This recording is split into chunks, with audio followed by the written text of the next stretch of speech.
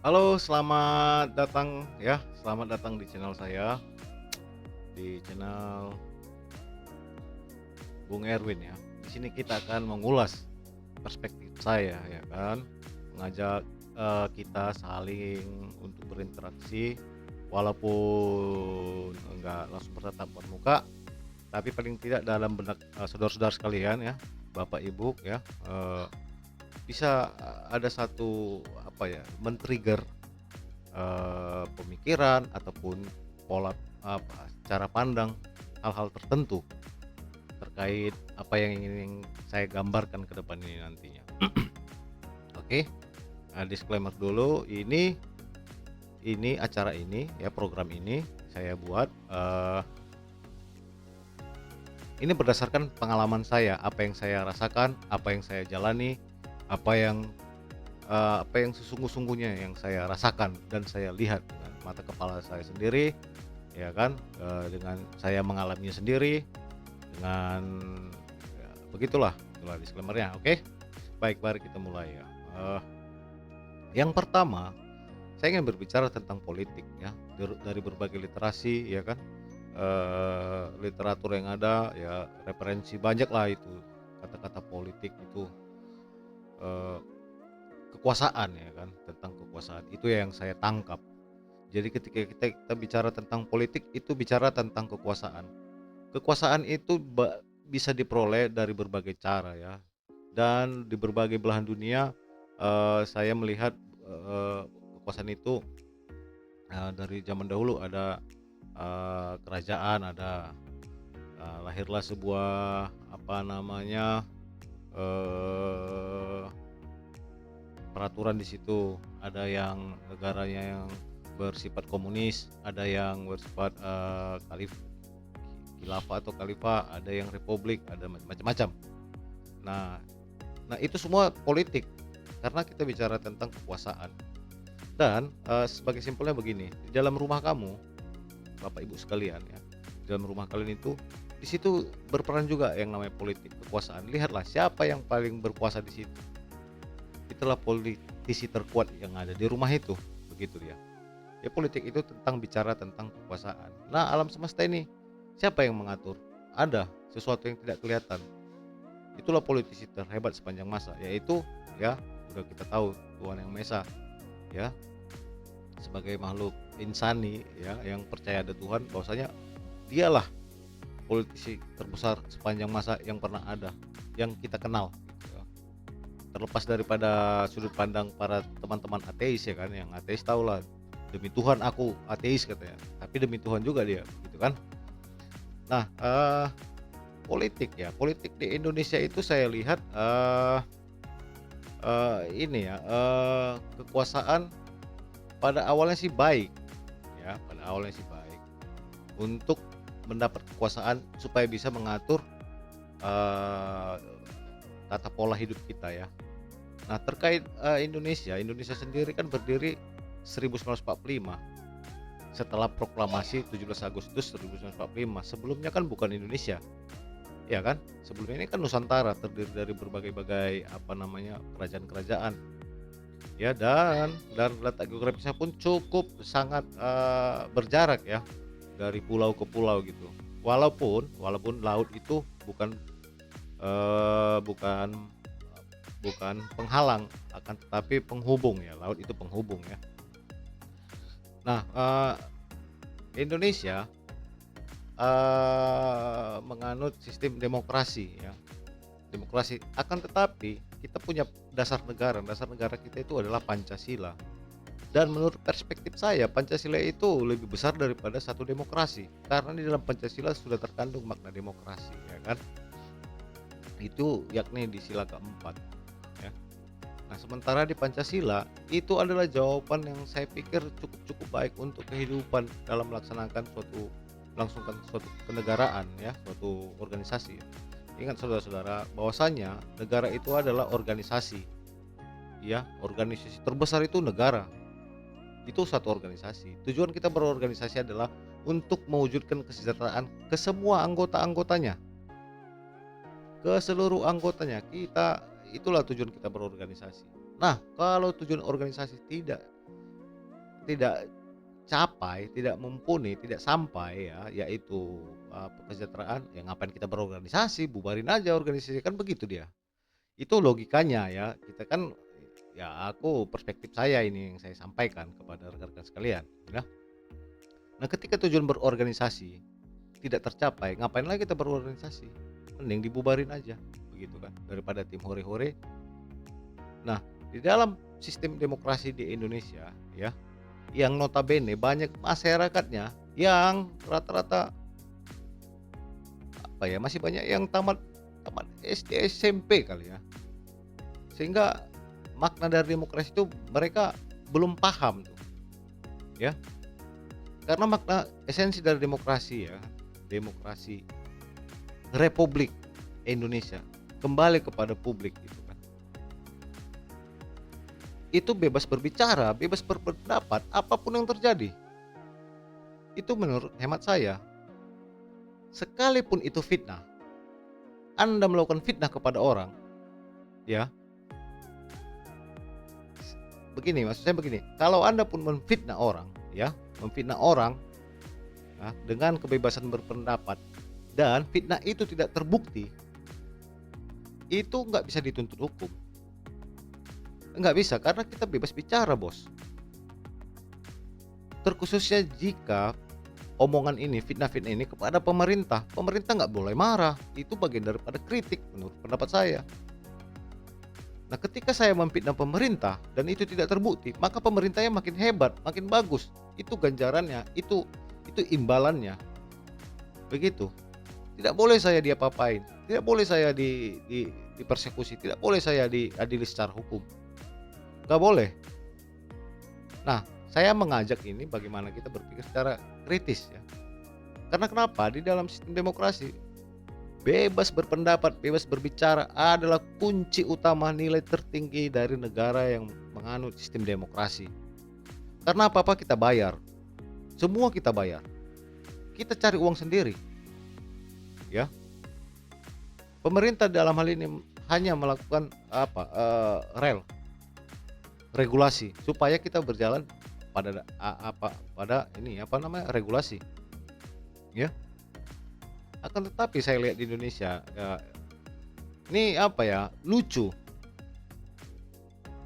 Di satu sisi ya, ketika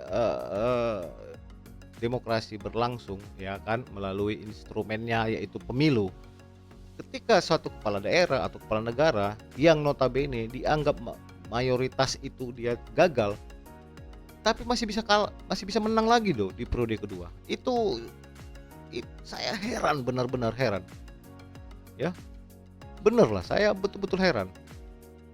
Kalau pada dasarnya kita nilai dari hasil demokrasi yaitu pilkada, contohnya pilkada ya, dianggap tidak mampu untuk mensejahterakan para penduduknya, ya. Itu harusnya kalah. Dan ada nilai moral yang ingin kita sampaikan. Kau kalau udah dianggap gagal, jangan lagi kau maju gitu. Nah, kalau kita bicara tentang kekuasaan, untuk apa sih kita berkuasa? Coba kira-kira. Menurut pendapat saya, kita berkuasa demi apa? Demi melihat ini, memberikan ini maksud saya mempertontonkan wibawa kita kepada lawan jenis. Udah itu pasti tuh. Sekalipun lawan jenis ini ya nggak kita nikahi, nggak kita apain, nggak kita pacar. Itu udah itu apanya dasarnya manusia laki-laki gitu loh.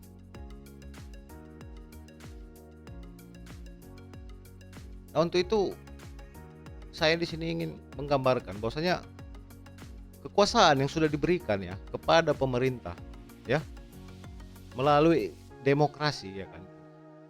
Pemilu itu kan pergeseran di dalam demokrasi itu kan hak tertinggi itu adalah suara tertinggi itu adalah suara rakyat. Kapan suara rakyat itu berpindah tangan? Ketika terjadi pemilihan umum. Siapa yang kita pilih?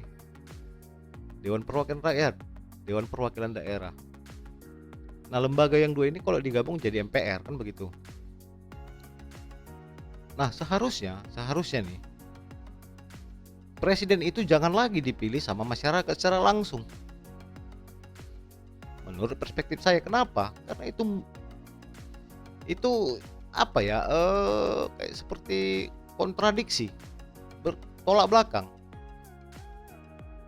Masa secara parlemen PDIP menang, saya melihat. Tetapi presidennya bukan dari PDIP, ini kan cukup aneh ini. Aneh sekali menurut saya ini. Kalau misalnya Gerindra yang menang di parlemen, ya wajar, Prabowo presidennya. Tapi yang menang PDIP, tapi Prabowo presiden, ini kan cukup aneh ini. Gimana, untuk apalah anggota DPR itu kita pilih? Begini teman-teman ya, buat teman-teman, kita ini masyarakat ini direpresentasikan melalui siapa? DPR. DPR yang mengetahui keadaan masyarakat, kebutuhan masyarakat. Kita nggak usah tutup mata, semua kebutuhan kita itu ada 3: sandang, pangan, papan. Ketersediaan sandang, ketersediaan pangan, papan. Ya, sandang udah tahu lah, pakaian yang layak, ya kan? Pangan, tahulah, udah tahu kan? Papan, ya, domisili. Kan saat sekarang ini ada komunikasi gitu loh. Itu cukup perlu ya, cukup perlu itu komunikasi. Terus sarana yang paling dasar apa? Gas, minyak, listrik, air bersih. Itu permasalahan elementary, permasalahan sangat mendasar dalam melangsungkan kenegaraan. Dan selanjutnya, untuk menunjang peradaban maju, diperlukan suatu pendidikan. Pendidikan ini sangat mutlak supaya kita mampu berinovasi, menjawab tantangan zaman. Nah, DPR selaku representasi rakyat, mereka itu tahu apa permasalahan di setiap dapil mereka, daerah-daerahnya. Nah, untuk itu anggaran pendapatan belanja negara atau RAPBN rancangannya itu bersumber dari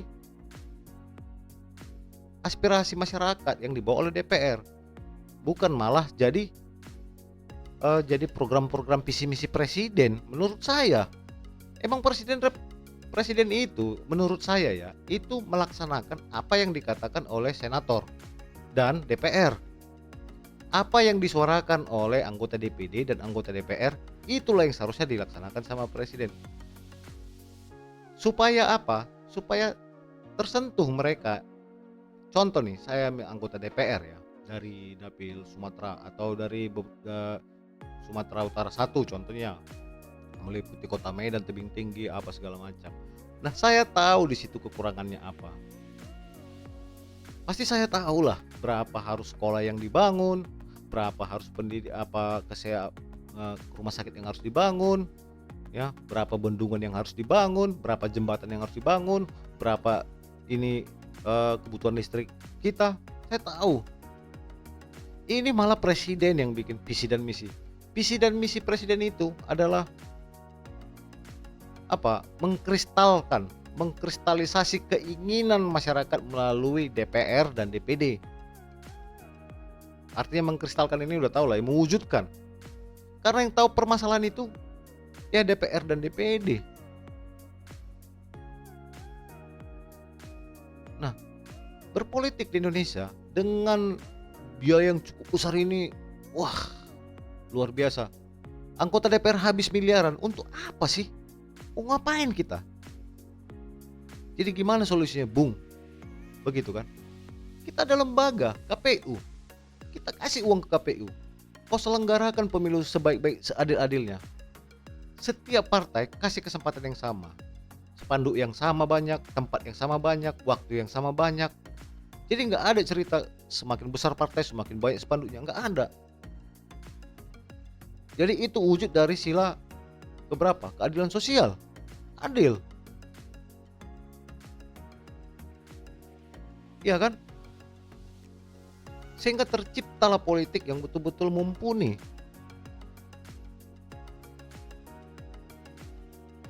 Dan orang-orang calon-calon DPR ini ya bukan orang sembarangan ini.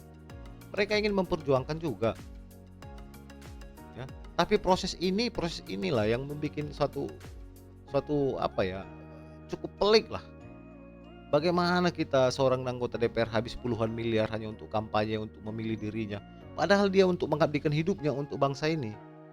Harusnya negara hadir untuk mensupport mereka, memfasilitasi semua anggota DPR, calon anggota DPR dalam rangka kampanye. Emangnya visi misi kita ini hidup ini apa sih? Sejahtera, nggak ada yang lain. Kita ini mau sejahtera. Kalau kita nggak sejahtera, ngapain kita bernegara? Masa iya aku supir becak, anakku lahir jadi kena becak, cucuku lahir jadi pembantu kena becak, ada-ada aja. Ya negara kita ini negara maritim, garis pantai terpanjang kedua di dunia loh. Masa iya di kampungku, opungku makan ikan asin, ada-ada aja. Dari mana datang ikan asin? Laut nggak ada di situ di kampung-kampung sana. Gimana ini? Kemana ikan-ikan tuna, ikan-ikan tongkol, ikan-ikan dencis, ikan-ikan sarden, semua segala macam? Kemana? Ikan kerapu. Nah buat kalian yang nonton video ini, ayo mbak, ini pada juga pemerintah ya, kembali lagi ke tadi. Saya bicara, sekalipun saya memfitnah pemerintah, kalian tidak bisa berlakukan hukum sama saya. Ngapain kalian capek-capek ngebuktiin bahwasanya aku salah? Buktikan dari kinerja kalian bahwasanya yang saya bilang itu salah. Apa dampaknya? Ya kalian yang mau 2 periode terpilih lagi, kan begitu dia. Stoplah kita melakukan politik, melakukan mengambil kekuasaan itu secara bikin malu loh gitu. Kasih sembako foto, kasih ini foto, macam anak-anak kalian semua saya lihat ya. Kalian ini udah dewasa loh.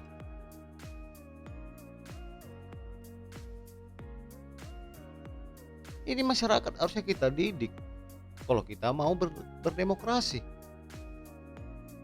Ini demokrasi, kalian tangkapi orang yang berpendapat. Mana bisa kayak gitu?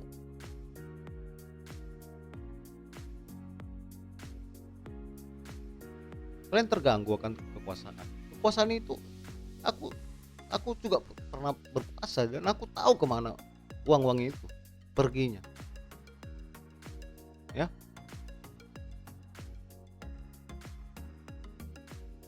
Nah, kita kekuasaan tepat ya. Proses perolehan kekuasaan itu pas ya. Tujuannya mantap. Ya saya pikir kesejahteraan. Nah dalam merangkai meluruskan ya RAPBN tentu akan ditanya dulu sama DPR lah yang tahu dari berbagai penjuru Indonesia ini, dari dapil mana-mana, dari Sumatera Utara apa ya di situ. Itu bisa kita breakdown kepentingan geografis lah ya. Kalau pada dasarnya semua untuk kesejahteraan lah. Bagaimana kita memanfaatkan sumber daya alam kita ini untuk kesejahteraan masyarakat, seluruh masyarakat. Apa bentuknya, Bung? Gitu. Jalan raya yang mumpuni, rambu-rambu yang oke, fasilitas kesehatan, fasilitas pendidikan, fasilitas listrik, air bersih, pemukiman, dan transportasi umum. Ya, itu yang paling kita perlukan. Dan satu lagi, inovasi di bidang tanaman, inovasi di bidang pertanian, swasembada pangan. Karena kebutuhan kita itu kan cuma 3 kebutuhan primer kita, sandang, pangan, papan. Nah untuk menggerakkan industri pakaian kita butuh yang namanya sumber daya energi. Apa itu? Batu bara kayak apa kayak ada semuanya. Tapi saya lihat kekayaan alam ini nggak tahu aku kemana larinya, pajak dikutipin, sumber daya alam tak kemana larinya, ya. Kalau begini-begini terus, ya, saya khawatir ini gejolak masyarakat ini bisa memuncak loh. Terus di sisi lain lagi, ketika masyarakat ingin melakukan salah satu hak asasi manusia adalah, hak hidup, eee, hak untuk hidup lebih baik lagi, lebih maju. Nah, masyarakat ingin hal lebih maju, otomatis mereka butuh fasilitas, baik itu prasarana, sarana, dan juga, fasilitas pinjaman modal. Tapi bank kita ini, bank yang ada di Indonesia ini, entah kemana, harus pakai agunan lah, harus pakai itulah, harus pakai inilah, harus pakai itulah. Kalau orang berhasil, emang dia nggak mau bayar? Pasti bayar lah, logikanya di situ aja. Emang kau bawa mati uang itu? Hah? Kepada pimpinan-pimpinan bank, kau berapa gaji kau? Gitu loh. Nggak cukup makan nasi Padang harga 100.000 satu porsi, sehingga gaji kalian ratusan juta. Bung, saya juga penguasa pernah, saya tahu kemana uang itu pergi. Kelebihan uang itu perginya kemana coba? Kepuasan kita, nafsu kita, ya, gaya hidupmu.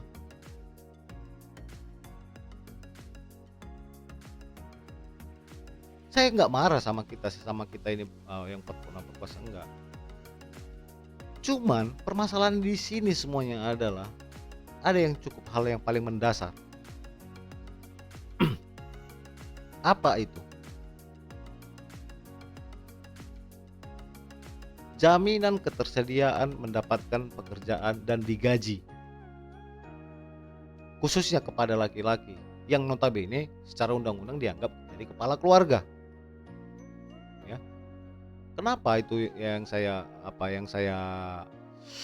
senggol? Nah, secara biologis ketika, maksud saya begini, biar nanti kalian ada keterkaitannya, yang ingin saya sampaikan. Bagaimana perempuan atau wanita itu setelah dia mens, dia itu sudah suka sama lawan jenis. Dan biasanya perempuan kalau udah suka itu bisa aja tergoda apa-apa. Nah, laki-laki jangan kita anggap jahat. Jangankan laki-laki yang zaman sekarang, zaman dulu si Adam aja tergoda, jatuh juga dia, bisa tergoda loh. Gitu maksudnya. Nah, maksud saya di sini laki-laki itu diwajibkan sekolah, perempuan juga wajib sekolah. Oke ya, sampai sini bisalah dipahamin saya rasa. Laki-laki mutlak harus memiliki skill yang bisa mengelola yang mengelola hal-hal dasar tadi, pangan, papan, sandang. Ya bikin rumah, bikin pertanian, bikin pakaian, mengambil tambang, energi listrik segala macam, mengelola laut, ikan, itu wajib laki-laki. Dan dia dijamin kau tamat, kau dapat pekerjaan. Sehingga apa yang terjadi ketika ada satu orang perempuan yang jatuh cinta sama satu laki-laki, iya kan? Terkadang mereka bisa melampaui batas. Apakah itu dorongan setan? Saya nggak ranah saya menjawab itu, karena kalau pada akhirnya mereka melakukan sesuatu yang tidak baik, tetapi mereka menikah baik-baik, gimana? Itu siapa yang setan atau yang mana itu? Nah, itu tergantung perspektif masing-masing. Ini kan saya mengajak saudara-saudara sekalian masuk ke perspektif saya. Oke. Nah, ketika laki-laki sudah memiliki skill, otomatis ada jaminan bagi dia untuk mendapatkan uang. Ya. Alat tukar. untuk membeli suatu kebutuhan, baik itu sandang, pangan, papan, dan lain sebagainya. Ada jaminan sama dia, sehingga apa yang terjadi? Dia tidak akan meninggali perempuan yang udah berkorban jiwa dan raga kepada dia. Karena supaya kalian tahu, perempuan yang sudah berkorban jiwa dan raga kepada satu orang laki-laki lalu dia ditinggalin, inilah sumber bencana tadi. Sumber bencana bagi semua laki-laki yang ada. Karena kenapa? Karena mereka ini akan menghancurkan laki-laki lain gitu. Karena dia udah hancur. Nah makanya alih-alihlah perempuan kita bikin sekolah tinggi, skill apa segala macam. Nah, moralnya harus dekat dengan Tuhan. Baik itu melalui agama, aliran kepercayaan, yang pasti harus dekat dengan Tuhan. Supaya tidak melampaui batas-batas apa yang harusnya nggak harus dilewati, supaya tidak terjadi. Saya ingin mengajak saudara-saudara sekalian melihat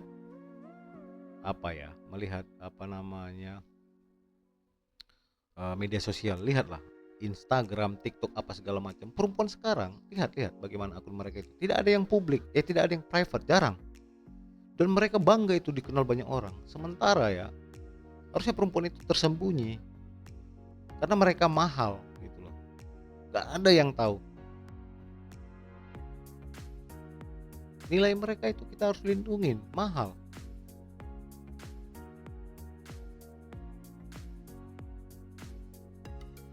Loh bro, kau ketinggalan zaman lah, zaman sekarang gini-gini. Itu bahasa-bahasa setan itu bosku ya.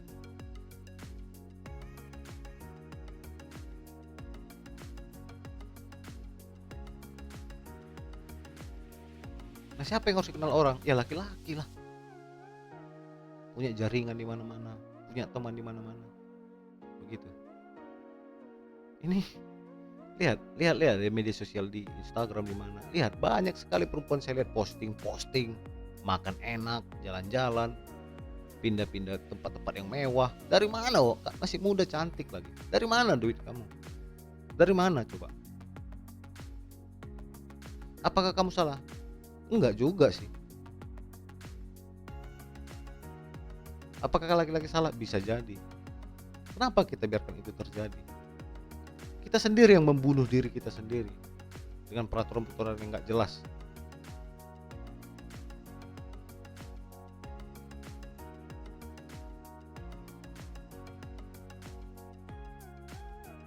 Nah untuk itu saya mendorong pemerintah harusnya menggratiskan seluruh pendidikan dan memaksa, sifatnya bikin undang-undangnya, memaksa seluruh masyarakat Indonesia, terkhususnya laki-laki, wajib sekolah sampai kuliah gratis dan disesuaikan jurusannya. Di zaman sekarang sudah ada teknologi, harus ada jurusan teknologi. Untuk apa kita berteknologi? Untuk melakukan pekerjaan lebih ringan, lebih otomatis ya. Apakah otomatisasi itu bisa mengurangi kans atau kesempatan banyak manusia untuk tidak bekerja? Betul. Tetapi dengan pekerjaan otomatisasi yang dilakukan oleh mesin-mesin atau yang lain-lain, manusia bisa lebih layak dipekerjakan di bidang tertentu. Iya kan? Jadi bukan tujuan inovasi teknologi ini untuk mengurangi tenaga kerja, bukan, tetapi mengalihkan pekerjaan yang harusnya dikerjakan manusia, biarkan manusia yang ini melakukan pekerjaan yang lebih mantap lagi, yang lebih humanis lagi. Itu dia tujuan kita. Nah dibuatlah kurikulum sumber daya alam. Masa iya di Tanah Karo nggak ada universitas pertanian? Masa iya di Belawan nggak ada universitas perikanan? Ada aja. Yang udah jelas-jelas kebutuhan kita itu sandang, pangan, papan. Masa kita nggak ada universitas industri tekstil yang ini, itu aja masalah kita ini. Sehingga apa yang terjadi, kita bisa mengelola komoditas keperluan kita ini untuk kita sendiri, nggak perlu impor sana sini.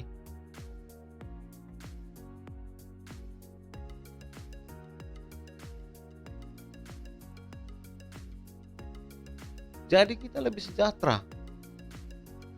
Sejahtera di sini dalam artian yang menurut perspektif saya, ketika saya ingin punya rumah, tersedia di situ ada rumah, dibangunkan sama pemerintah, saya beli, saya cicil. Masa Indonesia tanah airku, tanah beli, sewa, air beli, di mana hadirnya pemerintah ini? Kalian ini pelaksana perundangan loh. Masyarakat kita kumpulin pajak untuk menggaji kalian. Nah, hasil tambang, hasil bumi lainnya yang bisa dikelola dan dikuasai negara, meskipun pengelolaannya secara swasta,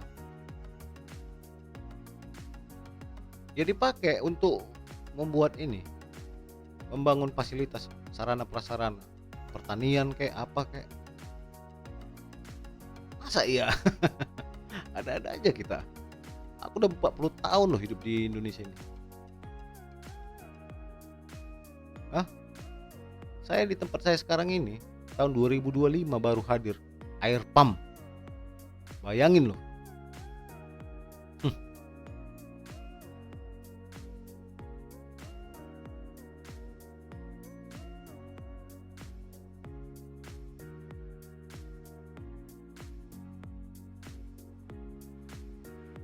Saya pernah menjabat sebagai anggota DPRD Kota Medan.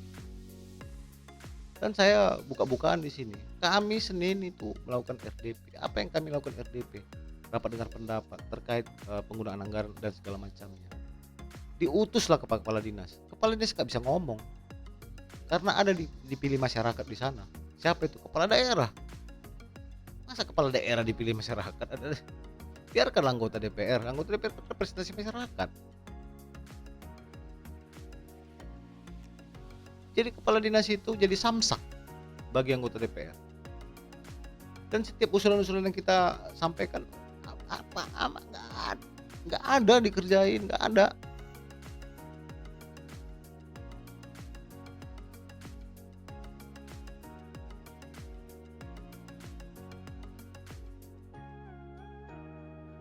Karena referensi RPJMD, rencana pembangunan jangka menengah daerah itu harusnya kan melibatkan semua masyarakat. Ngapain lagi perlu tokoh-tokoh ini, tokoh enggak. Tokoh itu hanya menghimbau, menyampaikan apa yang direncanakan oleh pemerintahan daerah. Pemerintahan itu siapa aja? Kepala daerah dan DPR itu pemerintahan.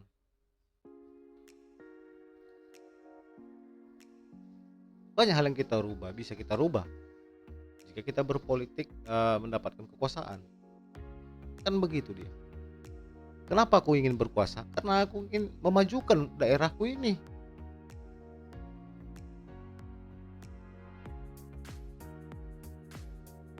Pengangguran cukup tinggi loh.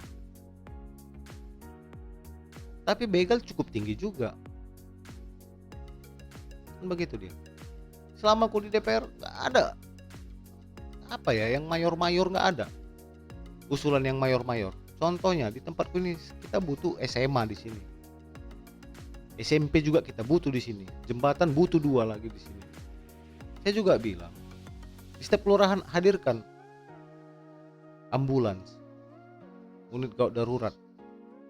Di setiap rumah juga kita subsidi racun api. Tapi yang mayor-mayor gitu nggak ada, nggak bisa masuk. Saya heran gitu. Kalau hanya untuk ini apa namanya, potongkan dulu pohon ini, itu bukan mayor itu memang aduh udah cukup rindang ini, itu pun pelaksanaan cukup lama.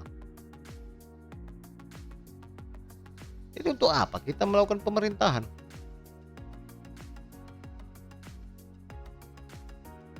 Hormatilah rakyat ini, bukan malah kalian pula yang dihormati. Kalian macam betul aja,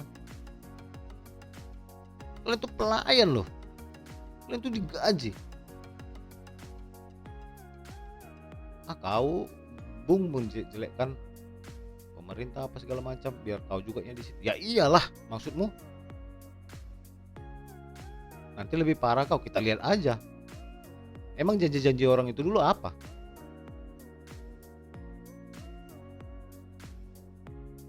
Dalam penerapannya berpolitik itu cukup menjalankan Pancasila, udah terkandung semuanya. Ketuhanan yang Maha Esa, jaminlah kita bertuhan. Orang yang ateis itu Tuhannya ya mentuhankan yang tidak ada Tuhan. Tuhannya itu pola pikirnya yang tidak ada Tuhan itu, itulah Tuhannya. Yang lain jaminlah semuanya. Bebas beragama, bebas beribadah. Apalagi kemanusiaan yang alam beradab. Ini manusia ini Indonesia ini. Kerja itu 8 jam. Tapi coba lihat tetanggamu, tetanggamu iya. Berapa belas jam orang itu kerja. Lembur lagi, cari uang masuk lagi, ini lagi kebutuhan apa? Hah?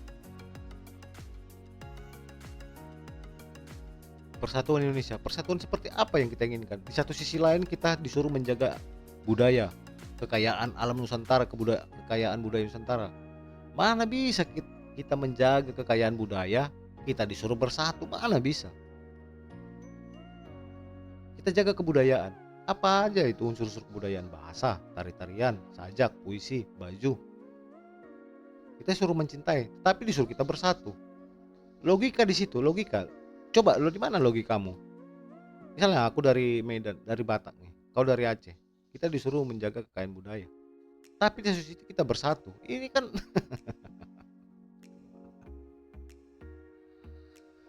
aduh.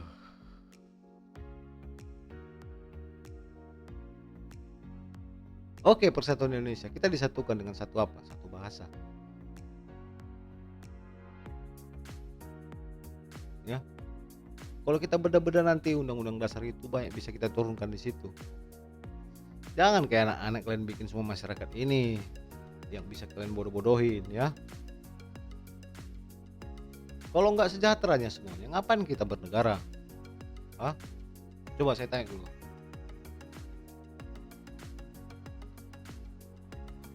Ini masyarakat sibuk semua cari duit supaya mereka lupa bahwasanya mereka punya hak untuk hidup lebih baik.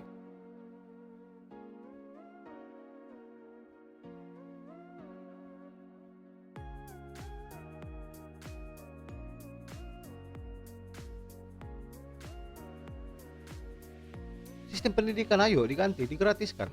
Makan gratis itu oke, lanjutkan. Sekolah gratis.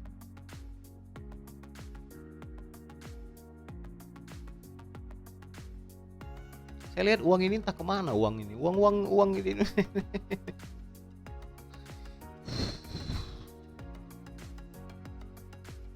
Oke lah nggak bisa terbagi uang untuk seluruh masyarakat. Paling tidak ketersediaan lapangan pekerjaan, fasilitas umum.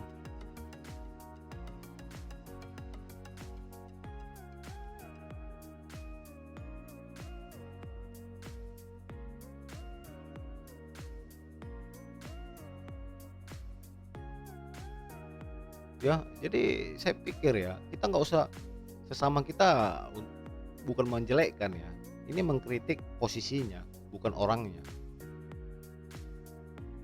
Posisi jabatan yang diemban itu, contohnya gubernur, wali kota. Saya bukan menyerang siapa yang duduk di situ, tapi posisinya itu loh. Harus mengerti juga lah. Dan DPR dalam hal ini, itulah referensi kerangka pembangunan.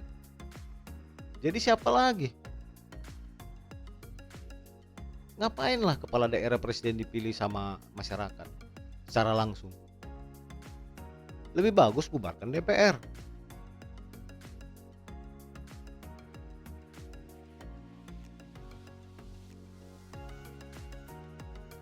Ganti, gak usah sistem demokrasi lagi. Bagus kita kerajaan aja seperti dulu. Ini negara demokrasi, ngomong pun gak bisa. Uang cari sendiri.